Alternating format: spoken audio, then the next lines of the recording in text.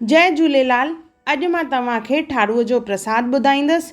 जाम ॼणनि जे मन में इहो वीचार ईंदो हूंदो त ठारूअ जो प्रसाद छा आहे। हाणे ॿुधो।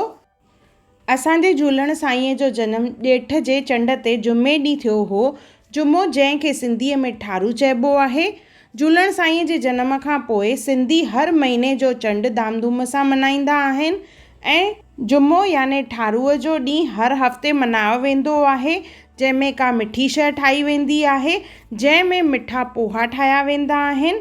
त अॼु मां तव्हांखे इहो ठारूअ जो प्रसाद मिठा पोहा तव्हांखे ॿुधाईंदसि त कीअं ठाहिजनि घर में। आशा कंदसि त हर को सिंधी ठारूअ जे ॾींहुं घर में मिठी शइ ठाहींदो। जय झूलेलाल दोस्तों, मां मुस्कान आहूजा और तव्हांजो स्वागत आहे मुंहिंजे चैनल हुनर मुस्कान का सिंधी ते। अचो त रेसिपी शुरू था कयूं पिया। सभिनी खां पहिरियों ॾिसो, मां इहे छाणी खई आहे और हेठां हिकु बाउल रखियो आहे। उन में विझंदासीं पोहा। हिते मां 2 कटोरियूं पोहा खया आहिनि। 2 कटोरी जीअं त मां हिते पोहा खया आहिनि। हिनखे छाणीअ में विझी करे असांखे धोइणो आहे। त चङो पाणी विझंदासीं हिनखे और चङी तरह हिनखे साफ़ु करे वठंदासीं पहिरियों। त मां हेठां बाउल रखियो आहे जीअं जल्दी पाणी जेको आहे उन मां निकिरी वञे। अगरि पाणी बीठल हूंदो त पोहा जेके आहिनि जाम सॉफ्ट थी वेंदा। चङी तरह वॉश करण खां पोइ छाणी कढी वठंदासीं असां। ईअं वॉश करण खां पोइ हेठां बाउल ख़ाली रखी छाणी रखंदासीं जीअं सॼो पाणी निकिरी वञे और असांजा पोहा जेके आहिनि बिल्कुलु छुड़िया छुड़िया ठहनि, मतिलबु ॻोड़ो ॻोड़ो न हुजे।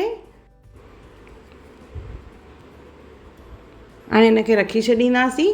कुझु देरि रखण खां पोइ ॾिसो असांजा पोहा बिल्कुलु खिलियल खिलियल बीठा आहिनि। इनखे सिंधीअ में चइबो आहे छुड़िया पोहा।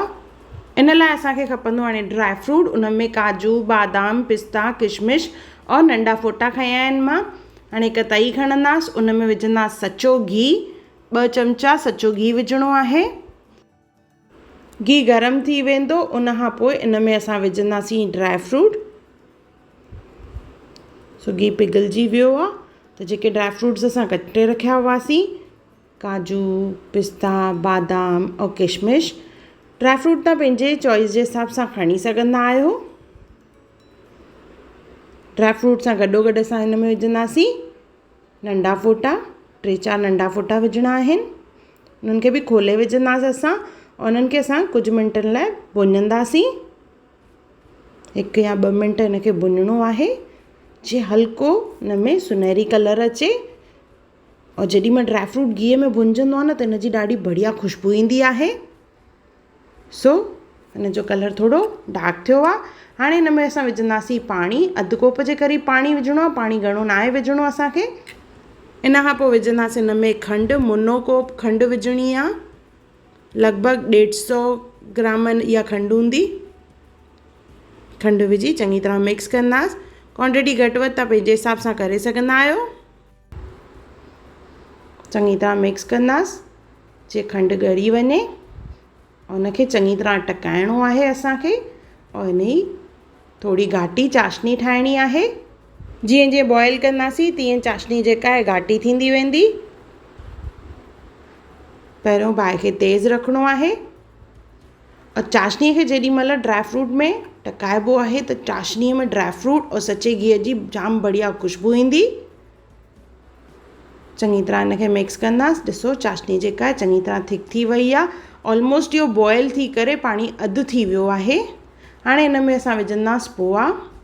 अगरि तव्हां चाशनी खे चङी तरह न टहिकाईंदव त असांजा पोहा जेके आहिनि जाम आला आला बीहंदा, छाकाणि त हुनखे एक्स्ट्रा पाणी मिलंदो और चाशनी थिक हूंदी त जस्ट उहो पोहनि खे कोट कंदी।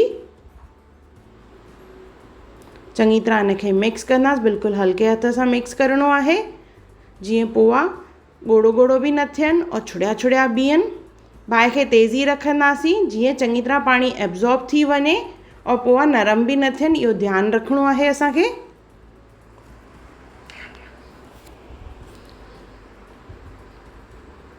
ये चङी तरह मिक्स थी विया आहिनि पोहा असांजा। कुझु सेकंडनि लाइ गैस चालू रखंदासीं। न पोइ गैस बंदि करे छॾींदासीं।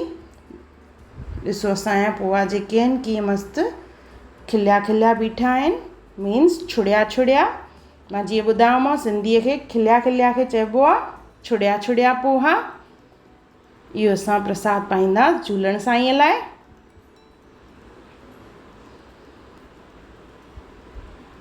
पोहा, ड्राई फ्रूट और खंडु मिठा पोहा असांजा तयारु आहिनि झूलण जे प्रसाद जे लाइ। ठारूअ जो प्रसाद तयारु आहे। सभई सिंधी जुमे ॾींहुं याने ठारूअ जे ॾींहुं इहो प्रसाद ज़रूरु ठाहिजो। अगरि इहे पोहा नथा ठाहे सघो त काई बि मिठी शइ खीरनी ताइरी जेको तव्हांखे वणे उहो थोरो सो ई भले पर ज़रूरु ठाहिजो। मूंखे कमेंट सेक्शन में ज़रूरु ॿुधाइजो त जुमे ॾींहुं कंहिं कंहिं इहो प्रसाद ठाहियो। और मूंखे इहो बि ज़रूरु ॿुधाइजो त तव्हांखे इहो मुंहिंजो वीडियो कीअं लॻो। जय झूलेलाल।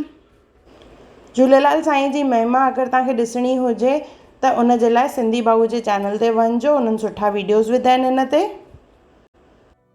अगरि तव्हांखे मुंहिंजी वीडियो पसंदि आई हुजे त उनखे लाइक कजो, मुंहिंजे चैनल खे सब्सक्राइब कजो, इंस्टाग्राम ते ज़रूरु फॉलो कजो और मुंहिंजी वीडियो खे ज़रूरु शेयर कजो।